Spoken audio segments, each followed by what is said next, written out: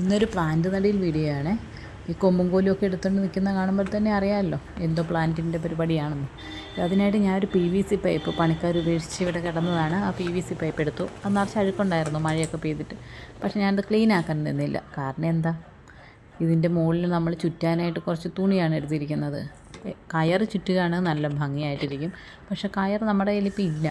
അത് വാങ്ങാനായിട്ട് പോകണം. അപ്പോൾ പിന്നെ നമ്മുടെ ആഗ്രഹങ്ങളൊക്കെ പോവും, നമ്മളുടെ ഐഡിയാസ് പോവും, പിന്നെ വേണ്ടാന്ന് വെക്കും. അതിനൊക്കെ എന്തിനാണ് നിൽക്കുന്നതെന്ന് ഓർത്തിട്ട് ഇവിടെ കിടന്ന ഒരു പഴയ സാരി എടുത്ത് ഞാൻ പീസാക്കി എന്നിട്ട് അതിൽ ചുറ്റി കൊടുത്തു. അതിലെൻ്റെ കൈ കിട്ടിയത് ഗ്രീൻ കളറാണ്. അതുകൊണ്ട് ഇത് ചോക്ലേറ്റ് കളറോ അങ്ങനെ ഒരു ഡാർക്ക് എന്തെങ്കിലും ഒരു കളറായിരുന്നെങ്കിൽ കുറച്ചും കൂടെ ബെറ്റർ ആയെന്ന് തോന്നി. പക്ഷേ ഇതേ ഉണ്ടായിരുന്നുള്ളൂ കൈ.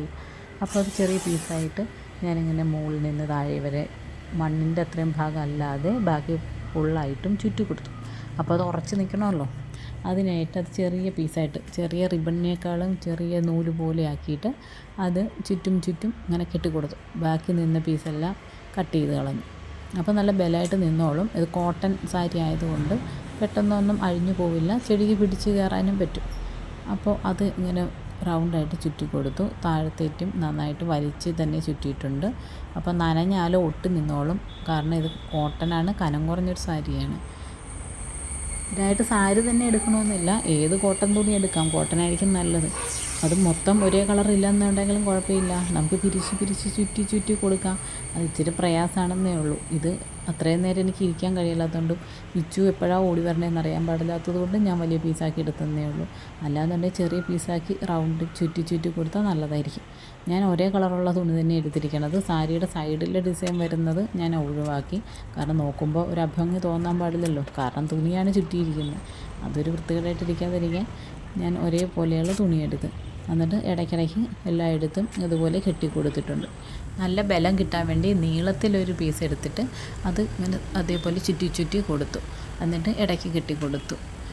അപ്പോൾ നല്ല ബലത്തിൽ നിൽക്കും, നനഞ്ഞു കഴിഞ്ഞാലും അഴിഞ്ഞു പോവില്ല. ഇതിപ്പോൾ കാണുന്നവർക്ക് കയറെന്തേ ചുറ്റാൻ എന്നുള്ള ഇതൊന്നും തോന്നണ്ട. നമ്മുടെ കയ്യിലുള്ളത് വെച്ച് നമ്മൾ അഡ്ജസ്റ്റ് ചെയ്ത് ഭംഗിയാക്കുന്നതേ ഉള്ളൂ. പിന്നെ എൻ്റെ കയ്യിലുണ്ടായിരുന്ന പ്ലാസ്റ്റിക് ചട്ടി, അതൊത്തിരി ഹൈറ്റൊന്നും ഉള്ളതല്ല, ഇതേ ഉണ്ടായിരുന്നുള്ളൂ. അതുകൊണ്ട് അതെടുത്ത് അതിൻ്റെ ചുറ്റിനും നമ്മുടെ പൊട്ടിയ ചട്ടിയുടെ ഓരോ പീസുകൾ വെച്ച് കൊടുത്തു. എന്തിനാണെന്ന് വെച്ചാൽ ഈ സംഭവം നല്ല ഹൈറ്റുള്ളതാണ് PVC പൈപ്പ്. അതുകൊണ്ട് വീണ് പോകാതിരിക്കാനാണ്. അത്യാവശ്യം കുറച്ച് കല്ല് ഞാൻ ഇട്ടിട്ടുണ്ട്. കാരണം ഇത് വീണ് പോകരുതല്ലോ. അതിന് ശേഷമാണ് ഞാൻ മണ്ണ് നിറച്ചിരിക്കുന്നത്. ഒരു ചട്ടിയുടെ മുക്കാൽ ഭാഗത്തോളം എന്ന് വെച്ചാൽ ഒരു ചട്ടിയുടെ മുക്കാൽ ഭാഗത്തോളം പൊട്ടിച്ച് ഞാൻ ഈ ചട്ടിക്കകത്ത് നിറച്ചിട്ടുണ്ട് ചെറിയ പീസായിട്ട്. ഈ വലിയ പീസ് വെക്കുന്നെങ്കിലും അത് ഞാൻ പിന്നീട് പൊട്ടിച്ച് തന്നെ അതിൻ്റെ സൈഡിൽ ഇട്ട്. അപ്പോൾ PVC പൈപ്പ് നമുക്ക് മറിഞ്ഞു പോവില്ല. അല്ലെങ്കിൽ മണ്ണ് വന്ന് നമ്മൾ നനച്ച് കഴിയുമ്പോൾ അത് ഇളകി അങ്ങോട്ട് വരാൻ ചാൻസ് ഉണ്ട്. പിന്നീട് ഒരു ചട്ടി പൊട്ടി മഴയത്ത് കാറ്റത്തൊക്കെ വീണ് പൊട്ടിയ ചട്ടിയാണ്. അതിനകത്തുള്ള മണ്ണാണ് ഞാൻ അതിനകത്ത് നിറച്ചത്. അല്ലാതെ പോട്ടി മിക്സ് ഒന്നും പ്രത്യേകിച്ച് ഇട്ടിട്ടില്ല. പിന്നീട് അങ്ങനെ ചട്ടിയുടെ സംഭവങ്ങളൊക്കെ കഴിഞ്ഞു. പിന്നീട് നമ്മളുടെ സുന്ദരിയെ പറിക്കാൻ വേണ്ടിയാണ് പോകുന്നത്. അത് ദേ മതിലിൽ ഇങ്ങനെ പ്രണയിച്ച് നിൽക്കുകയാണ്.